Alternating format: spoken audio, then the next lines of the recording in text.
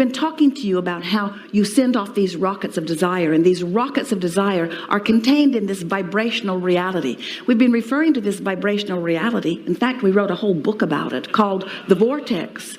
The vortex, it's who you actually are. All that you want is gathered there. And law of attraction has gathered all of the cooperative components.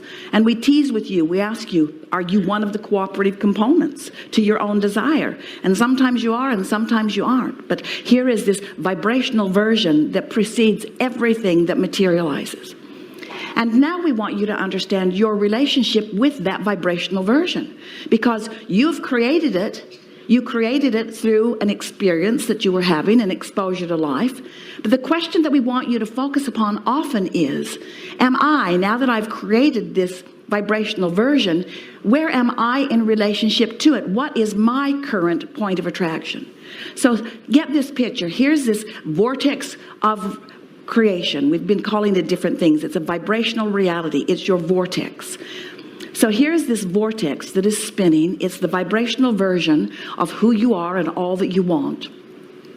And all of the cooperative components, all of the vibrationally cooperative components have been gathered. And then we tease you, are you one of them? Are you one of the cooperative components? The answer to that question lies in what you're thinking about here and now. In other words, if you've been asking for more money and right now you're complaining about not having enough, or feeling fearful or worried about your own budget, then in that moment of whatever you've focused upon that is causing you to feel that fear, you're not a cooperative component to your own vortex. And so that vortexual content cannot flow into your experience where you will realize it. And that really is the thing that we want you to understand. You are the realizer of vibrational versions of things.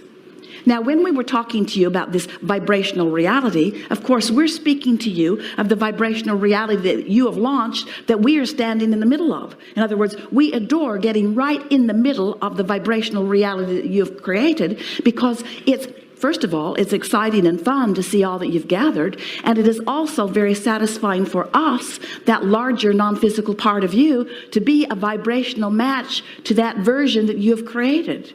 So exhilarating for us to get to live your expansion even before you allow yourself to live it.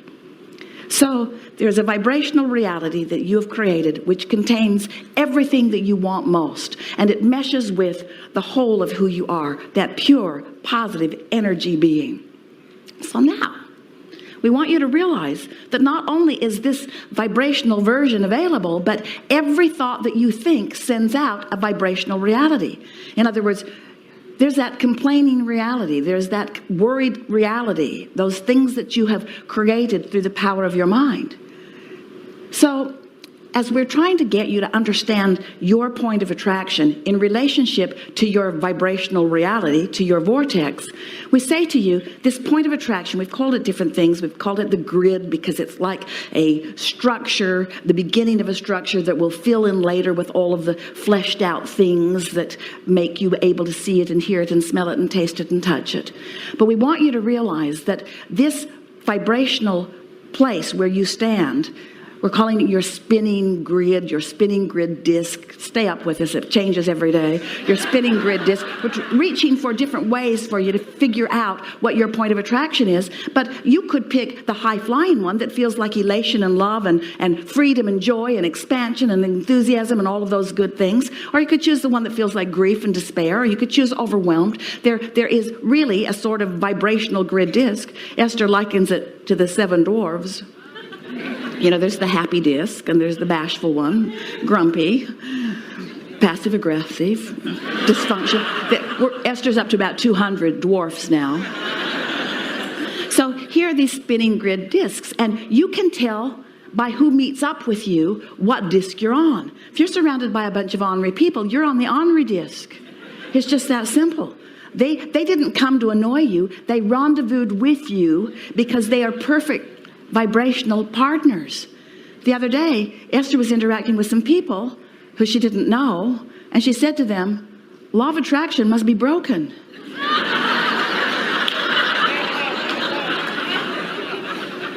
I'm sure something went terribly wrong. And of course, it's never broken, is it? It's always reflecting back to you exactly what you've got going on vibrationally.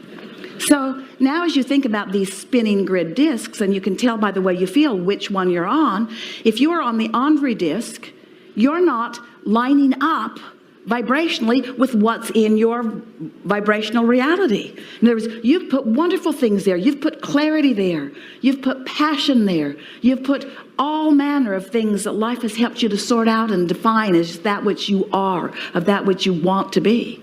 And so as you begin to pay more attention to which of these spinning discs you are choosing in any moment, then you begin to understand what's coming into your experience. Now, we'll talk more about that later because it's such an important concept, and we really want you, by the end of this gathering, by the end of this cruise, we want you to really understand that fully, because as you're able to place yourself consciously on these vibrational spinning discs, then you will understand unequivocally why every single thing that ever happens to you or to anyone that you know is happening. You'll begin to see that it is a vibrational choice that they're making or that you're making first. And of course, once you practice that, then it becomes more and more and more and more and more. So we cannot talk about law of attraction without talking about what momentum is. Esther was recently again in San Francisco, and she remembers her first time there.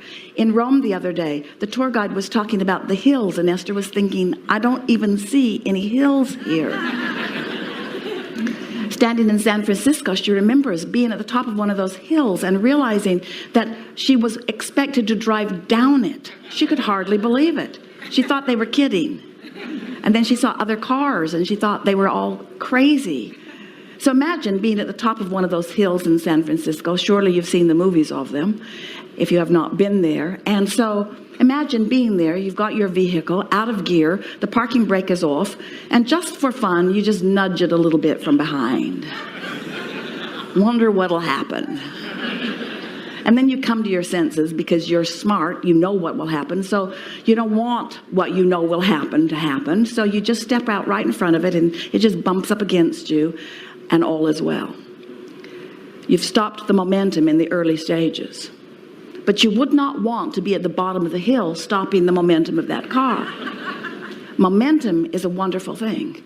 Momentum works for you or against you. For you, if you are focused upon something that you want. It works against you if you're focused upon something that you don't want.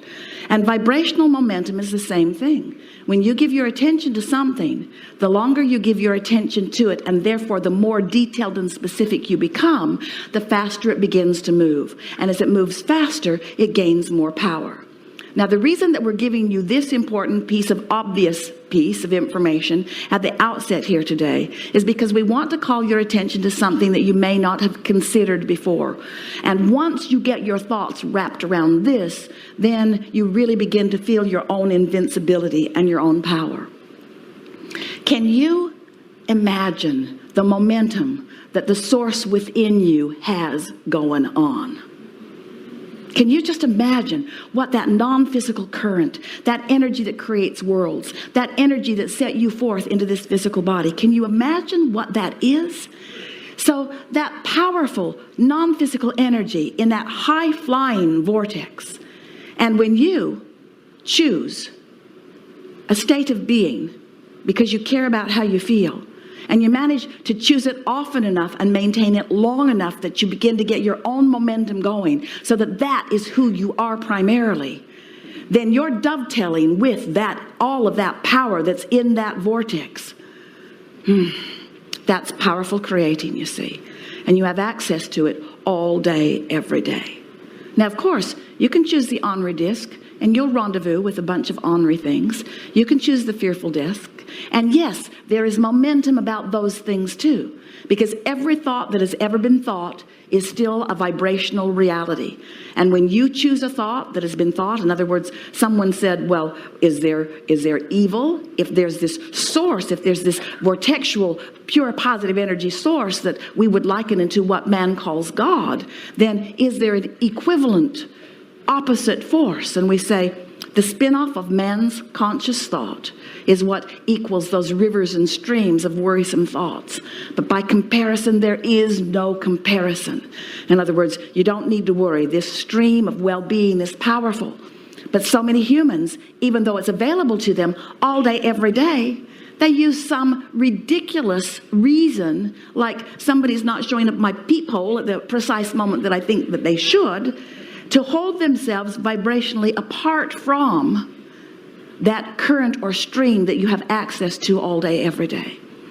Humans are commonly wanting to talk about worthiness. They say to us, how can I feel my worthiness? How can I be more worthy? And we say, you could not be more worthy, but you could know about your worthiness. You have to practice that vibration. And when you practice that vibration of alignment, that's the vibration we're talking about. When you care about how you feel, so that you're consistently in vibrational alignment with that high-flying current, you're on that high-flying disc, then as the details of your life fill in, as everywhere you go, there's evidence of your alignment. Because words don't teach, life experience does. You will come to know for sure that worthiness that you've been reaching for. Worthiness is a given. But when you understand it and know it, it's a practiced vibration. You are the one who assigns it to yourself or not. No one is showering it on you or withholding it from you. No one is preventing you from anything that you want. It is such a magnificent thing that we are all involved in. You said, I'll go forth into this physical environment and I'll explore and I'll come to my personal preferences that will be realized through my own beneficial awareness. And as I am focused in this time-space reality, I will be able to choose what I prefer. Nothing is off limits. We see this as an opportunity for you to talk about things that are important to you. We won't encourage you to be long-winded about things that you don't want, because there's no point in practicing a vibration that just holds you apart from what you do want. But together, we're going to sort out everything that is important to you. And by the time we leave this forum, you will know how to hold yourself in vibrational alignment with anything that matters to you.